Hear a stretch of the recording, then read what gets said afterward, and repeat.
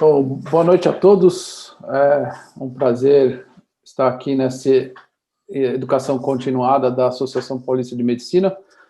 Hoje a gente tem a honra da palestra do professor Emerson Fávero, que é professor da Faculdade de Mogi das Cruzes, cirurgião de cabeça e pescoço, e o secretário do Departamento de Cirurgia de Cabeça e Pescoço aqui da Associação Paulista de Medicina. O Emerson vai falar sobre neuromonitorização e tiroidectomia, um tema bem interessante, que bastante usual, mas tem bastante pegadinhas que a gente precisa estar atento. Então, nada mais importante do que bater esse papo, tanto para os novos como para os mais experientes. A gente vai deixar o canal das perguntas abertas aqui pelo perguntas e respostas, pelo questions and answers. E aí eu vou passando as perguntas para o Emerson, tá bom? Boa noite, Emerson, boa aula. Obrigado, Dorival. Obrigado do convite aí dos amigos que pediram para a gente poder falar de monitorização em tiroidectomia, né? Na verdade, quando que os valores são fisiológicos.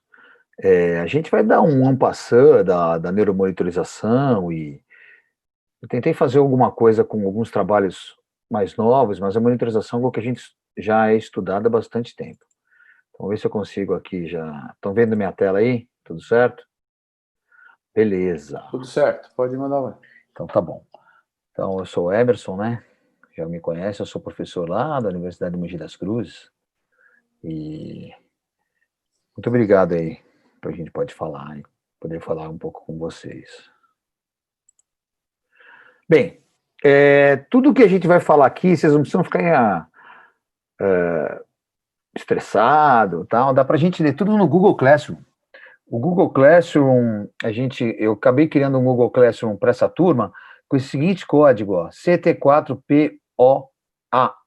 Se você tiver o Google Classroom e tiver sua conta Google, você vai poder entrar lá e ver o nosso PDF da aula e também os artigos que a gente usou para poder fazer esse bate-papo aqui.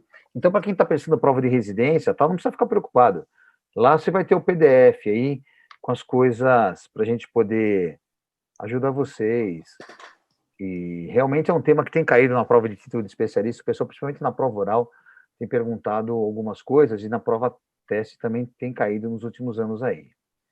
Então, esse aqui é só o site do Google Classroom, né? Para quem não sabe, é uma ferramenta que a gente tem usado bastante, a gente usa bastante na universidade e é bem legal. Você consegue fazer um banco de dados lá da aula, tá bom? Só não esquecer que você tem que digitar o código da aula na hora que você entra, tá? Digitou o código da aula, tá tudo certo. Bem, então a cirurgia da glândula tireoide, ela, com o passar do tempo, ela vem se aperfeiçoando, né? Mas é uma cirurgia que, historicamente, já era tida como uma cirurgia muito delicada. Então, se você vê o Halsted, né, que era um cirurgião geral, daqueles que a gente tanto gostava até os anos 90, né? A gente tinha muito orgulho, ainda tem, né, de ser cirurgião geral. Halsted operava muito bem mama, operava muito bem vesícula. E Halsted falava que talvez a cirurgia mais delicada que ele conhecia, que é a arte suprema, era a tiroidectomia, né? Larrey também falava bastante da cirurgia da tireoide, e Larrey já tinha preocupação na preservação dos nervos laríngeos. Uma definição que a gente encontrou um pouco mais moderna, do Willeher. O Willeher é um cirurgião lá do país de Gales, né, da Universidade do país de Gales, de Cardiff. Ele fala que o nervo laríngeo recorrente é uma estrutura delicada, como todas as outras aí, e que, como tal, pela sua delicadeza, ele deve ser preservado ao extremo, tá? Vamos falar um pouquinho de história, então, do nervo laringeu e um pouquinho da monitorização, porque isso se confunde. O nervo laringeu e a monitorização, ela acaba se batendo uma com a outra, né? Então, o Galeno já descreve o nervo laringeu recorrente, o nervo laringeu inferior. Eu sempre gostei mais do nome laringeu inferior, porque às vezes o nervo recorrente não recorre. Mas, enfim, Galeno descreve o nervo recorrente no século II já, né? Paulo de Argenta, né? Ou Paulo Ginetus, já no século VII, ele já falava que o nervo recorrente, ou inferior, ele podia ser evitado e deveria ser evitado durante a tiroidectomia. Vesalius também já desenhou o nervo em 1543. Larrey e Hoover falavam que em 38 que você dissecando o nervo rotineiramente você diminuía muito a chance de lesão. Então você vê uma coisa que desde 1938 e que depois foi obrigatória a partir de 1973. Até 1973, os cirurgiões gerais eles não tinham por hábito ver o nervo em todas as tiroidectomias, mesmo com Larrey falando isso no final dos anos 30, né, do século passado. Em 1848, Dubois, né, e Raymond descrevem já o potencial de ação e sua ação na musculatura numa eletroneuromiografia. Então, já começa a eletroneuromiografia como um todo ser descrita, que é o que a gente usa na neuromonitorização. Foster e Altenberger, em 35, ele já descreve a eletroneuromiografia intraoperatória, olha que legal. Em 1966, o inglês, né, Sheed, é famosa essa descrição dele, ele já monitora o nervo laringeu superior, olha lá.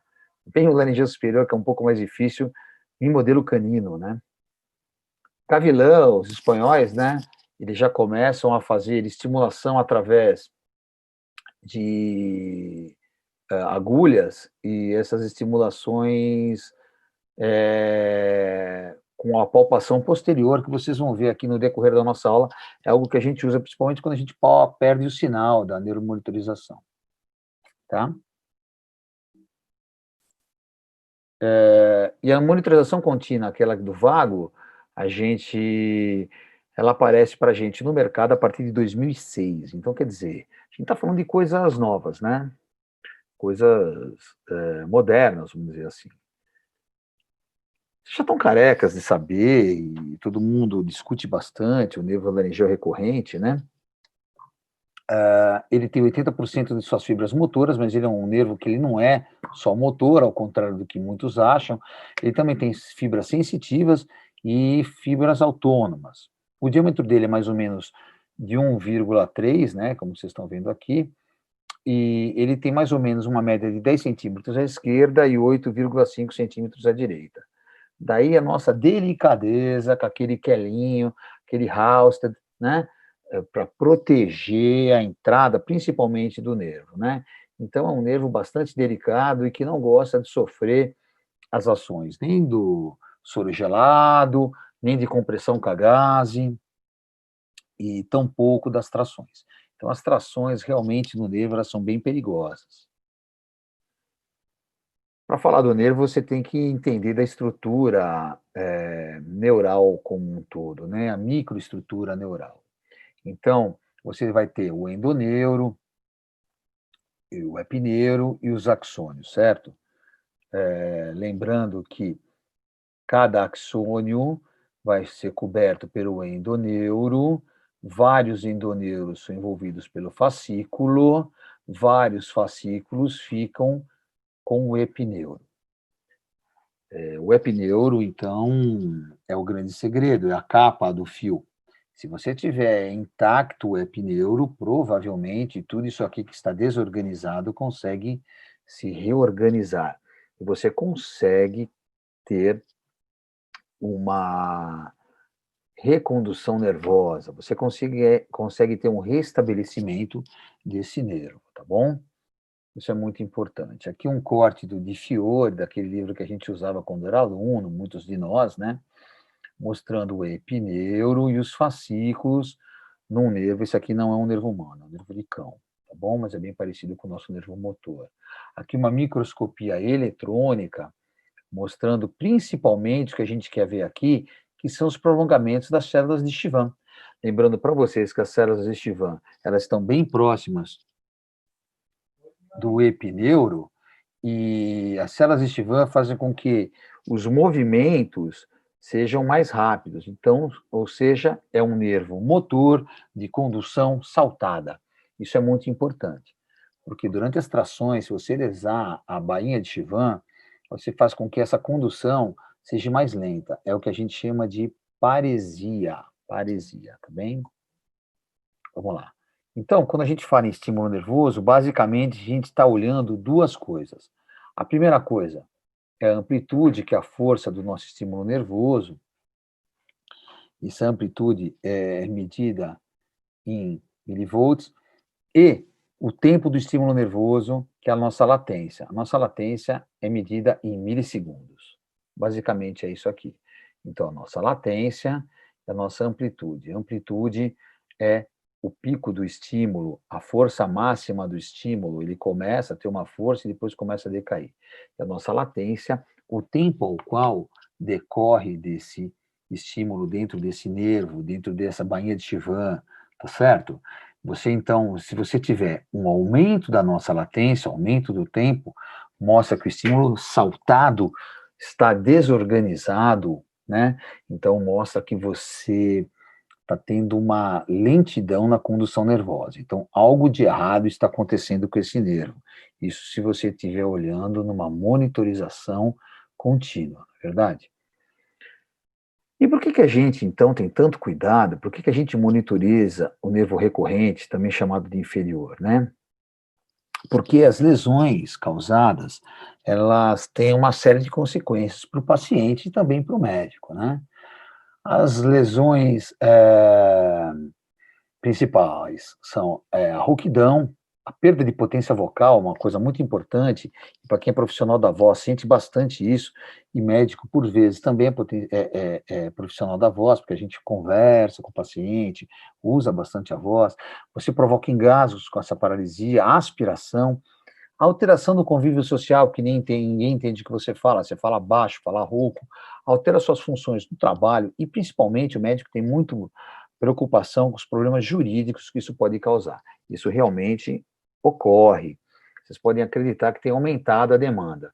A demanda, ela ainda não é grande, graças a Deus, mas ela vem num aumento constante, tá bom? Isso sempre tem ocorrido.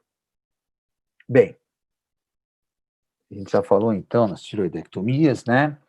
Falou que o principal ainda não é a monitorização. O principal na tiroidectomia é você olhar o nervo, ver o nervo.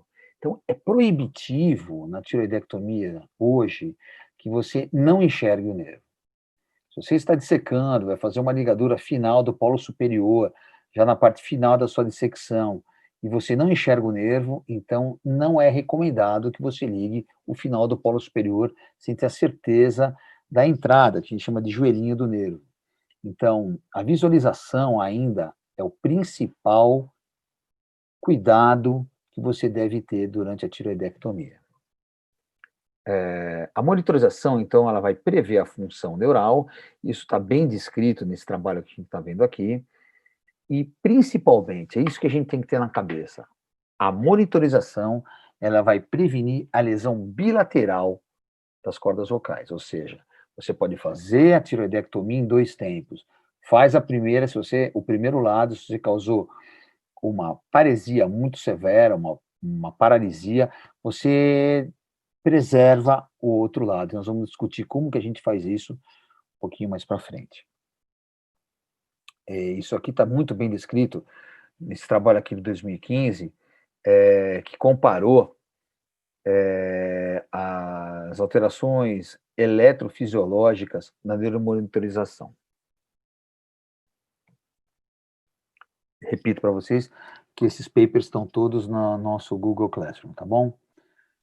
Também agora um trabalho aí chinês, né, aqueles trabalhos chineses com um N grande, realmente grandes, e ele comparou aqui a monitorização intermitente, que é aquela que você dá estímulos direto no laringeal inferior, e a monitorização contínua.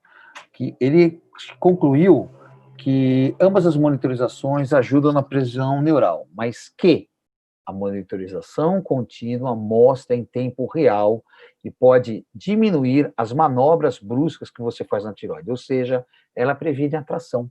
É aquilo que a gente fala a longo tempo. A monitorização do vago, ela é mais rebuscada, ela é mais difícil de você fazer, e, infelizmente, ela é mais cara, mas ela te dá uma ação em tempo real.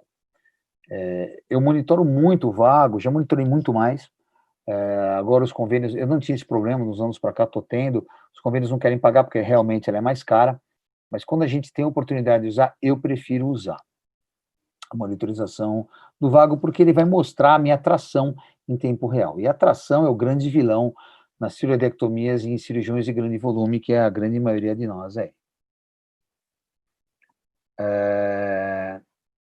Como que a gente, então, lesa o nervo inferior? A principal, isso aqui, as lesões estão em ordem decrescente, tá? Da mais comum para menos comum. Primeiro ponto de lesão é a dissecção do ligamento de Berry, né? A hora que a gente vai dissecar o ligamento de Berry, vai dar aquela soltadinha aqui para fazer a lobectomia desse lado. Se você não estiver muito atento, você pode seccionar, ligar, amarrar aqui, queimar, ou mesmo tracionar, que é o mais comum. Você acaba se apresentando, o teu auxiliar acaba apresentando mais o lobo tiroidiano, e você aqui na face acaba tracionando ele demais para que você tenha uma melhor exposição, e dessa forma você possa fazer a secção do ligamento e retirada desse lado do nódulo, do lobo. A segunda importante mecanismo de lesão, o segundo é a tração. Então, você tracionando, você vai, como a gente já falou, vai lesar aí a bainha de Chivan, vai que a gente brinca de estourar os nódulos de Ranvier, né? E vai fazer com que o movimento ele fique mais lento, é o que a gente chama de paresia. E aí tem algumas trações que realmente lesam em definitivo o nervo e não volta mais ao normal. Precisamos tomar cuidado, muito cuidado com a tração. A terceira que a gente acaba esquecendo é a compressão. Então, a compressão ela é feita com o dedo, uma compressão digital, às vezes com a gaze. Você quer secar, está sangrando bastante, você não teve um contato bom com o teu anestesiologista, deixa uma pressão da tireoide, paciente que está fazendo tireoidectomia 13/8, 13/9, pressão normal, isso não é legal porque você encharca o campo, então você vai secar ali, vai passar gás em cima do nervo, vai fazer uma compressão mesmo que delicada, e você acaba cometendo a lesão do recorrente. Então, é muito importante esse mecanismo de lesão e a gente esquece dele. A lesão térmica também. A lesão térmica ela acontece pelo posicionamento do eletrocautério ou das tesouras ultrassônicas muito próximas ao nervo. Lesão térmica é terrível. Quem já viu sabe que se recuperar demora bastante. Então, são lesões graves, são lesões praticamente do tipo 1. Lesão do tipo 1 é aquela que você tem uma lesão segmentária, como se você tivesse cortado o nervo. Ou seja, ele vai funcionar a monitorização daquele ponto para cima, daquele ponto para baixo, não. E as lesões tipo 2 são lesões de desorganização axonial. O nervo está todo desorganizado e o epineuro ainda estando íntegro, isso vai se reorganizar. Mas as lesões térmicas, elas são consideradas lesões tipo 1, daquele ponto para cima. E lesão tipo 1 nem sempre são passíveis de recuperação. Ligadura. Ligadura também é uma lesão comum. Você vai fazer porque você quer o campo seco, você não quer que sangre. Todo mundo sabe que a principal consequência de óbito durante a tireoidectomia, que está em torno de 0,5%, é por causa de hemorragia, de hematoma. Então, qualquer mínimo ponto de sangramento, você vai querer fazer a ligadura do que está sangrando, né? Se você usar o cautério, você pode causar lesão térmica. Se você ligar muito perto do nervo, você pode ligar o nervo. A secção é uma lesão muito menos comum para cirurgiões de grande volume, que, como já falei, é o grande número aí dos nossos colegas que estão conosco hoje, né? O que vocês vão ver agora, tudo que vocês vão ver de vídeo aqui, tudo que vocês vão ver de gráfico, tudo eu, tá? Foi tudo eu, Eberson Fávero, que estava operando. Então, qualquer crítica, qualquer coisa que vocês acharem que foi errado, não foi ninguém, não, fui eu mesmo. Então, aqui vocês estão vendo uma monitorização contínua do nervo vago, e é bem rápido, isso daqui é bem rápido, você tem que estar muito atento, que você vai ver que durante a minha tração, a minha amplitude de 7,05, ela vai aumentar para 8,55. Então, é uma lesão de segundos, e é claro, a gente fez de propósito, cara, para poder mostrar, para vocês verem que a tração é realmente uma coisa indesejável. Vamos passar o vídeo para vocês, e depois eu repito ele mais uma vez, que ele é bem rápido.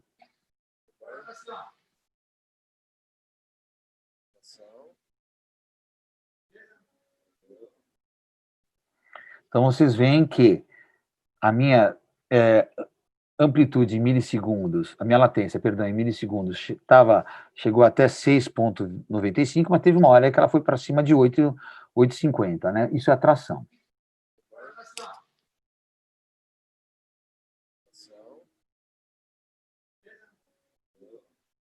Curvinha invertida, curvinha espelho, tanto faz, né? É como se fizesse a barriguinha para cima, tá? Ela vai abrindo a barriga da curva. Olha lá. Certo? Minha curva ficou mais aberta. Quais, então, as estatísticas para as lesões das paralisias do nervo laringeu recorrente ou laringeu inferior? Cirurgiões de grande volume, então, que são aqueles cirurgiões que fazem mais de 100 tiroidectomias no ano, ou, segundo alguns, que vêm mais de 50 nervos por ano, portanto, 50 tiroidectomias totais, ou 100 nervos identificados ao ano, vamos falar assim.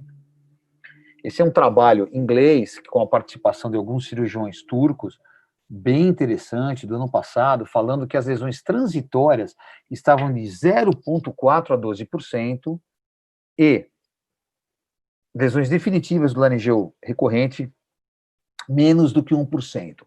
Isso é um valor que acho que a gente mesmo tem que fazer. Se você tem a sua própria estatística, você acaba tendo o seu próprio controle de qualidade e vendo como que você está operando. Por isso que é bem interessante a gente monitorizar o máximo que a gente consegue. É claro que não é sempre que você vai conseguir fazer isso, porque muitos trabalham no hospital público, como eu também trabalho, com muito orgulho, mas não é sempre que você vai conseguir monitorizar isso daí. Então, falam até em cirurgia de grande volume de menos de 1%, tá? Então, é um número interessante, difícil de você achar em trabalhos estatísticos, beleza? Esse também é um trabalho bem legal para quem... Eu gosto muito desse autor aqui, é um autor alemão, eu conheci ele pessoalmente algumas vezes, que é o Schneider, né, o Rick Schneider, está sempre junto com o Randolph, com o Dionide, com o Bartzinski também. Ele vai falar nesse trabalho aqui deles, tem até o nosso grande amigo, Erivelto Volpe, nesse mesmo trabalho. O Eriva estava com ele ainda hoje. O Eriva hoje estava dando um curso maravilhoso de radioablação, e eu tive o orgulho de poder participar com ele. O Erivelto, sempre com muita paciência comigo, acabou ensinando, claro, eu já faço, mas faço ainda não com a maestria que eu deveria, mas ensinando a gente aí na radioablação. Estava agora com ele, até às 7 horas. Também o nosso grande amigo e grande pessoa, Cláudio Cerné, participou desse trabalho. Estavam falando aqui das estatísticas, desse trabalho publicado em 2018, das lesões. Eles falam que de 3 a 9,8% ocorrem paralisias do nervo laringeu recorrente em tiroidectomias. Eu acho um número bastante considerável, um número bastante alto. Então, esses números aqui, definitivas menor que 1% e transitórias, as paresias, em torno de 10 a 12%, é um número interessante para a gente fazer o nosso próprio controle, o nosso próprio controle de qualidade, né? Ninguém é melhor do que nós mesmos para ser os nossos juízes, tudo bem? Aqui vocês estão vendo um caso também meu, né? Essa era uma paciente, uma advogada criminalista, uma advogada especialista em júri popular, e é minha amiga. Então, ela é uma profissional da voz. E ela já entrou com uma paralisia da corda vocal direita por um T4A um papilífero, né? Invasão traqueal, invasão do nervo à direita, paralisia prévia, voz de péssima qualidade. Aqui vocês estão vendo eu operando do lado esquerdo. Então, vocês estão vendo aqui a minha curva, né? Que seria o meu 100%. Muitos momentos da cirurgia eu estava monitorizando o vago continuamente bem, mas vocês veem que tem muitos momentos de tração. Isso aqui é o outro lado, o lado esquerdo. Então, você imagina o estresse, né? Porque aqui teve também esvaziamento recorrencial e lateral do mesmo lado, contralateral. Mas vocês estão vendo aqui, que em muitos momentos cai isso daqui, né? Cai, teve uma hora que caiu e não queria voltar mais. Eu estou te falando do lado que até então a corda estava móvel, no pré-operatório. Então, você imagina o estresse de você ter que sair com uma paciente profissional da voz traqueostomizada durante o seu procedimento. acho que foi realmente oração mesmo, que foi feito durante o campo cirúrgico, e essa corda, com a glória de Deus aí, para nossa sorte da paciente, recuperou, tá bom? Mas vocês estão vendo aqui a nossa amplitude caindo, chegando até perto de zero, né? E vocês vão ver um trabalho também mais para frente do Schneider que fala que a nossa latência, quando a latência estava mantida, mas a amplitude estava caindo. Então aqui eu tinha uma lesão praticamente só de amplitude, o que para nós é uma lesão, tá bom? Mesmo a latência se mantendo. Então isso aqui para mim estava identificado como uma lesão do recorrente esquerdo, mas recuperou com aquecimento do nervo durante 15 a 20 minutos. Esses testes que você passa aqui no final, né? Você vê, você vai estimular lá a corda vocal e não dá sinal nenhum. Isso aqui é uma outra paciente jovem, um papilífero avançado, grande, também um esvaziamento cervical recorrencial, e no meio do esvaziamento recorrencial, o nervo, de repente, apagou de um dos lados. Então, para vocês verem, isso aqui é o pós-operatório dela de mais ou menos 14 dias. Vocês vão ver aqui o padrão, eu quero que vocês prestem atenção nesse vídeo, o padrão vocal dessa paciente, por favor.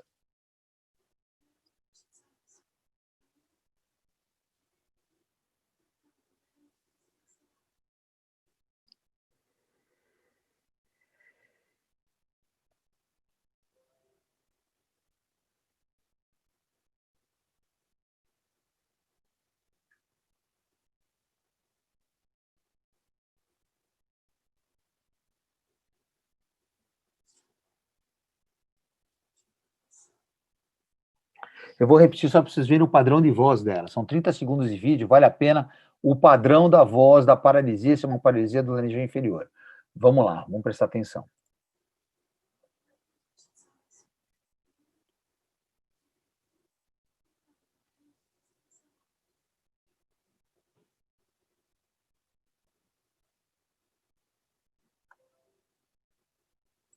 Padrão de voz muito ruim, tá? Nos primeiros 30 dias.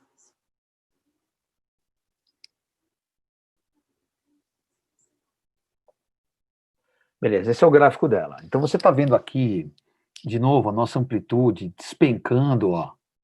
Eu tenho uma linha de 100% aqui, uma monitorização contínua do vago. Você está vendo aqui despencar a minha amplitude, e mesmo assim minha latência ficando boa, olha. A latência, ela teve algumas quedas aqui, e alguns aumentos aqui, ó, acima do 100%. Então, assim, isso aqui é o que a gente chama aqui, principalmente, olha lá, você pegar aqui, olha, vamos pegar uma parte boa do gráfico, ó, aqui eu tenho 100%, ou seja, tá normal, mas se eu vou aumentando a latência aumentou pouco, mas você vê que a minha amplitude ela foi caindo. Isso aqui é o final da cirurgia, ou seja, ela não tinha sinal de um dos lados, mesmo aumentando a potência. Eu sempre uso um, tá bom? Eu fico convencionado aí de usar um. Aqui ela tentou até uma recuperação, você viu que a minha amplitude até tentou aumentar, mas o final não. Ou seja, uma verdadeira desgraça. Aí nós vamos ver aí a laringo agora propriamente dita dessa mesma paciente. Aquele primeiro vídeo vocês estavam vendo o padrão de voz ruim dela, que era trabalhava no banco, ou seja, um problema que eu tive aí. Mas finalmente também recuperou aqui com fonoterapia sozinha, não precisei fazer tiroplastia, enxertar corda, nada, tá bem? Vamos lá, recuperou sozinho, mas olha a paralisia da corda vocal severa.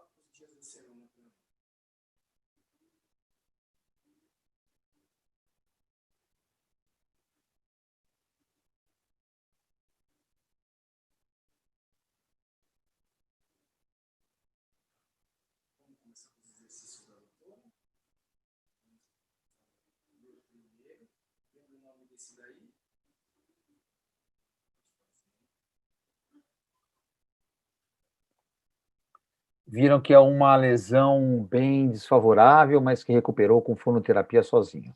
Então, assim, muitas vezes isso acontece. O importante é você identificar a lesão e começar a tratar. Não fuja da lesão. Você tem a lesão, você trata. Não fuja da lesão. Não corre dela. Correr da lesão é só pior. Aqui um outro vídeo também, uma paciente normal, cirurgia normal, só que ela tinha uma queixa de perda da potência de voz. E aqui eu monitorizei os laringeus superiores, como sempre faço, mas no final da cirurgia eu não consegui, eu monitorizei, mas não veio o sinal. Eu achei que eu estava estimulando no lugar errado, estava nada. Eu estava com o laringeu superior lesado pelo tamanho do bócio. Bócio tóxico, senhora de 74 anos, bócio grande, acima de 90 centímetros cúbicos, ou seja, uma lesão do laringeu superior que também recuperou. Aqui eu tive que mandar para a fono. Laringeu superior não é sempre como a gente manda, não. Mas aqui mandou também. Vamos ver, a gente esquece a da lesão do superior. Aqui é uma, vamos lá.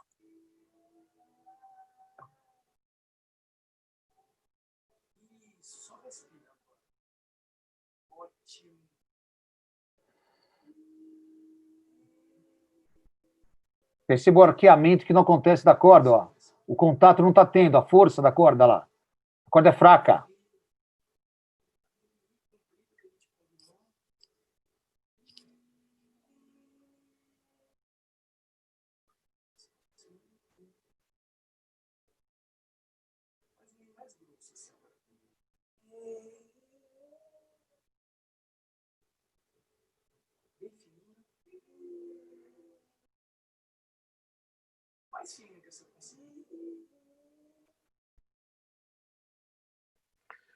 Então é isso aí. Vocês viram aqui, lesão do recorrente, graças a Deus todas recuperáveis, e lesão do laringeu superior, corda fraquinha, sem força.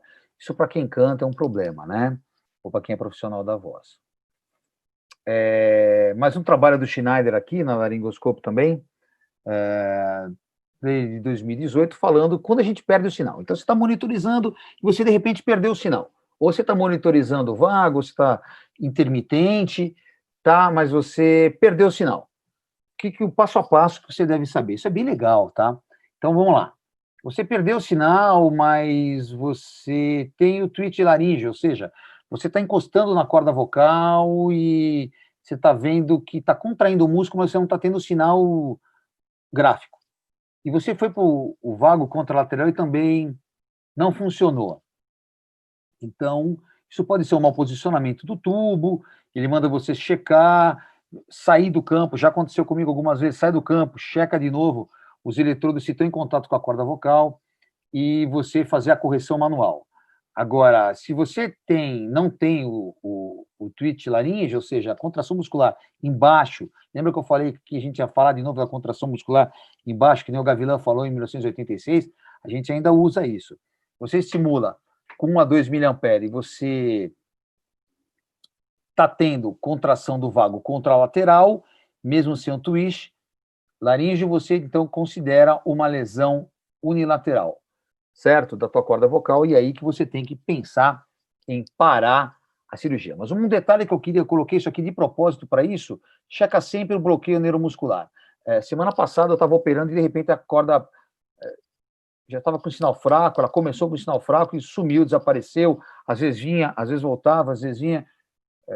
Doutor, você curarizou? Não, não curarizei, não curarizei. Ele tinha feito aquele sim para entubar. Então, há trabalhos, principalmente do Barkzinski, falando nisso, que se você curarizou, você estragou a monitorização, em qualquer coisa que possa acontecer.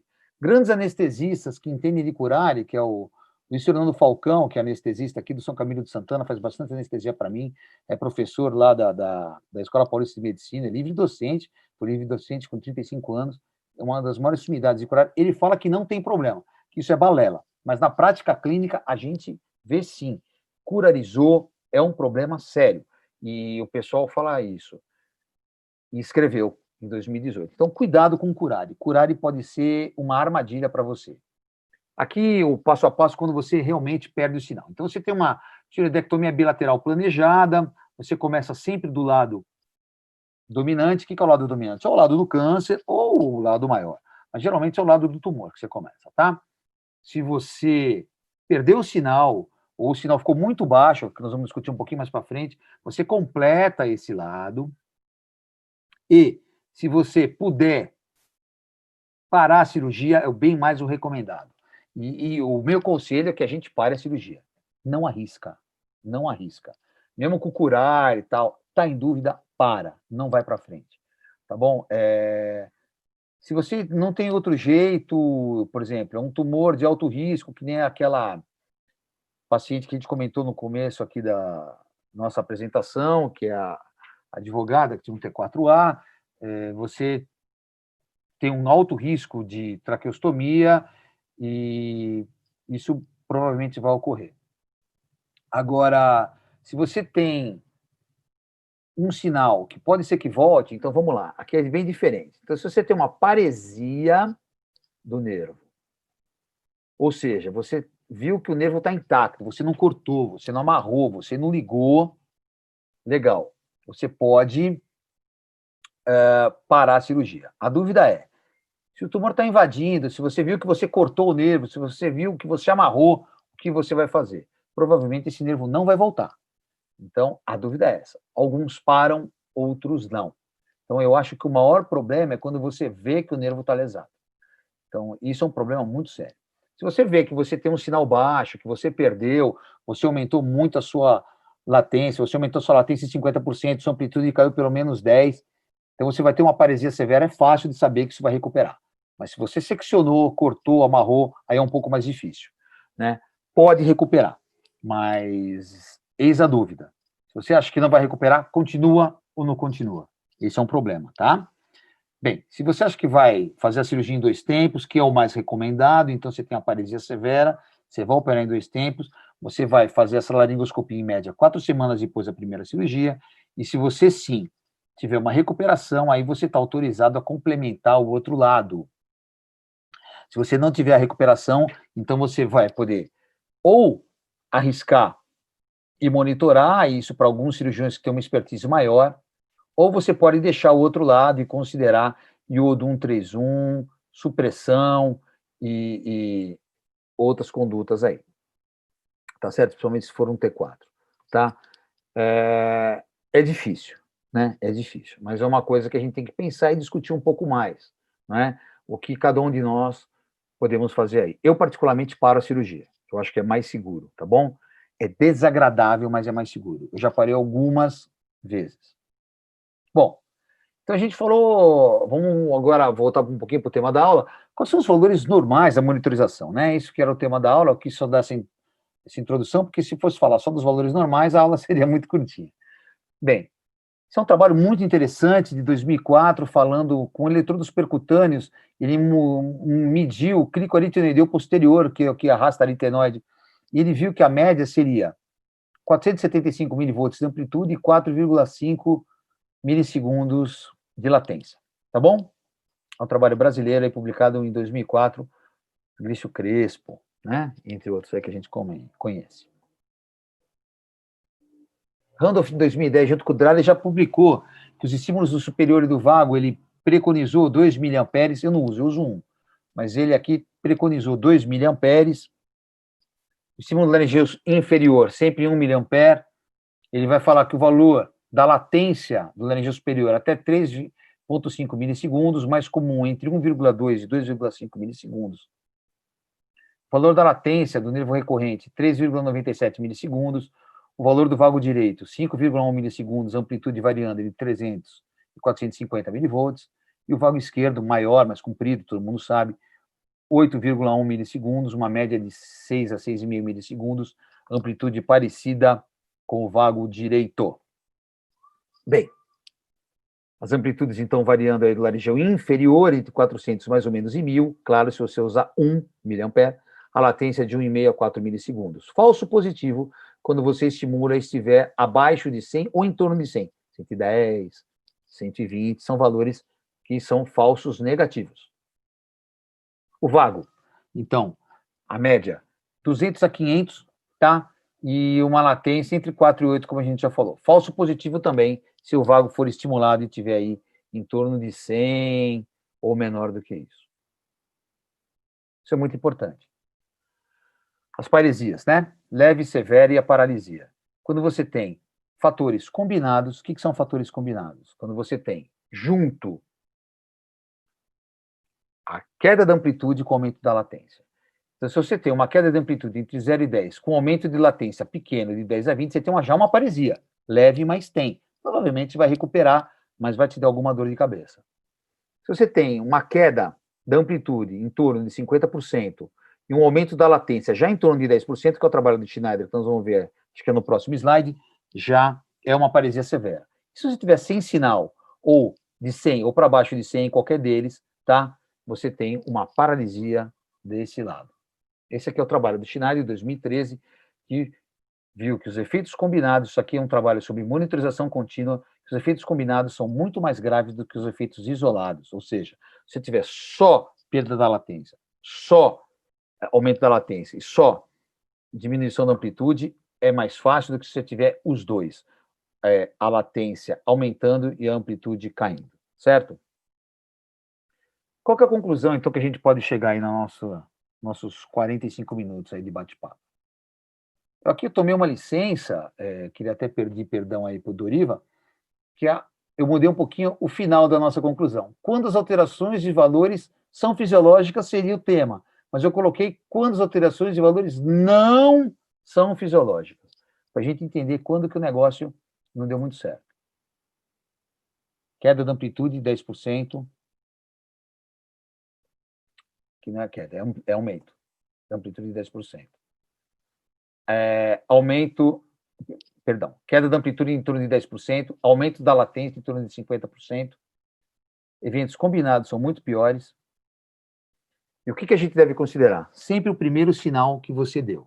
O primeiro estímulo que você deu, esse é o sinal fisiológico daquele paciente para aquela condição que ele está durante a cirurgia.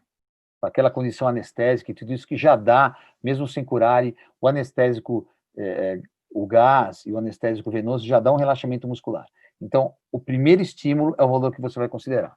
Então, queda da amplitude, em torno de 10%, aumento da latência, em torno de 50%. Eventos combinados são piores. Os valores do início da cirurgia. E, principalmente, atenção com os curares. Pacientes curarizados, mesmo no início, para intubação, são pacientes que podem te dar trabalho nos primeiros aí até 20, 30 minutos depois da cirurgia, curar e ainda está fazendo o efeito e a bomba de sódio e potássio do nervo ainda está instável. Então era isso que eu queria falar para vocês. Se vocês tiverem alguma coisa aí que a gente pode ajudar, comentar, vocês fiquem à vontade, tá bom?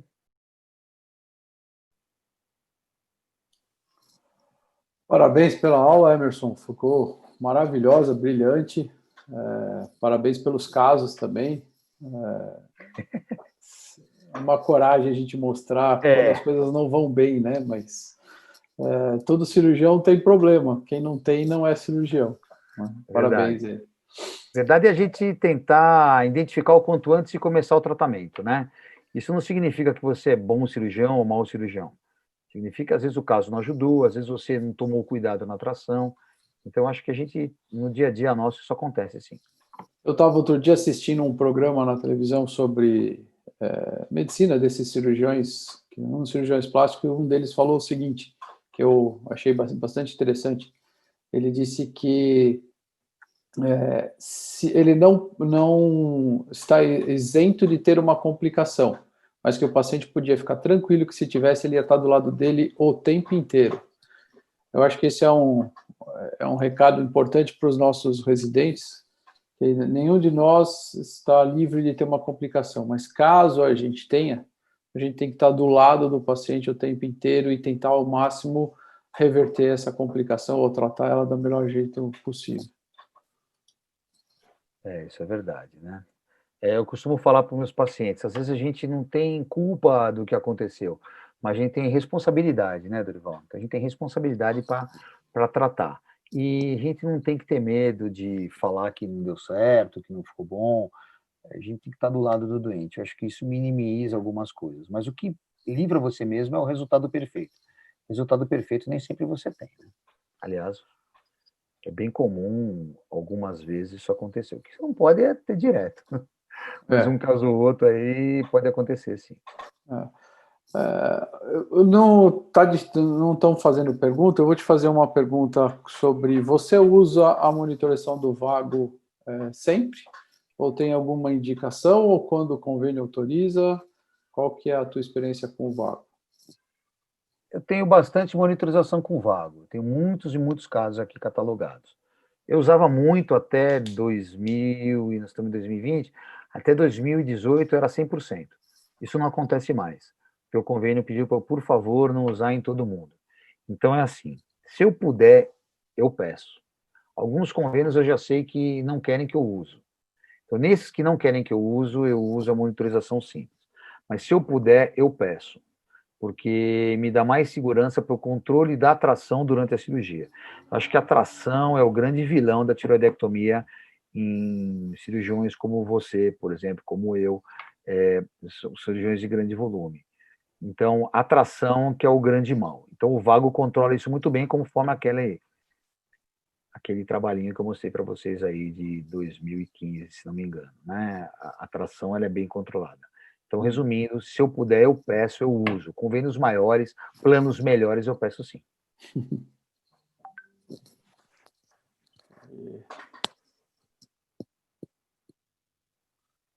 Pessoal, estão te dando parabéns. A aula foi tão boa que é só parabéns, aqui é só elogios. Tudo meus amigos, não pode. Quando temos alguma alteração na monitorização e olhamos a boca do paciente molhada de saliva, o que fazer? Pergunta do Cláudio Marino. Eu acho que ele quer dizer quando você tem interposição de saliva no monitor, né? E aí atrapalha a monitorização. A gente já teve alguns casos, não sei se você teve essa experiência também, Dorival, no começo aí, 2007, 2008, os eletrodos eram diferentes, muitos deles eram de papel, o eletrodo que vai colado na cânula. Então, quando acumulava saliva, aquilo derretia. Se você tinha acúmulo de saliva, era a indicação na época, a gente aspirar a boca, então você ia checar a cânula que perdeu o sinal, você via que tinha saliva, você aspirava a boca e a gente fazia Buscopan, para poder diminuir o fluxo salivar, e isso resolvia. Depois que os eletrodos foram melhorando, eu não tive mais esse problema, viu, o gordinho? Não tive mais esse problema, não. Então, tá tudo normal hoje aí. A gente não tem mais o problema da saliva. Mas antigamente, quando a boca enchia de saliva, podia derreter o eletrodo, sim, porque o eletrodo ele era apoiado num papel. Na verdade, era mal feito, né? O Lei fez uma pergunta e eu vou fazer um comentário. A pergunta dele é sobre avaliar o eletrodo na endolaringe, se você sempre faz isso.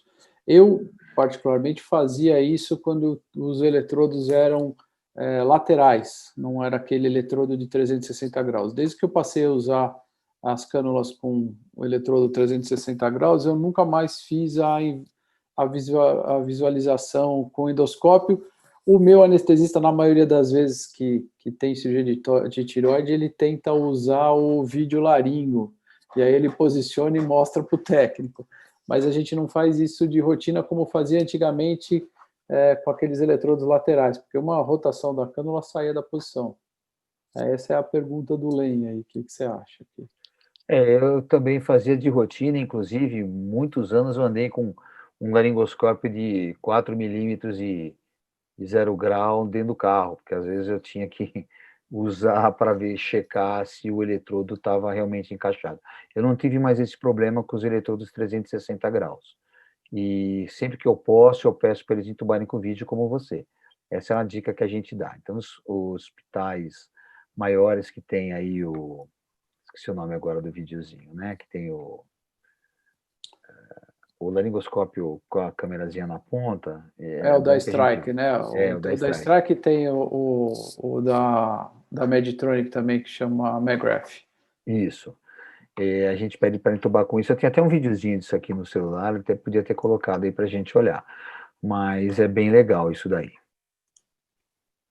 A gente usa agora o videozinho. Eu não olho mais, porque é um estresse olhar, Dorival. O paciente está sem curare, você tem que fazer força com o laringoscópio do anestesista, colocar o seu de 4 milímetros, de 30 graus, e olhar, entendeu? E às vezes você força demais o dente e tal, então não é tão fácil.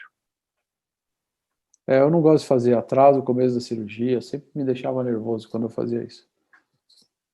É isso aí.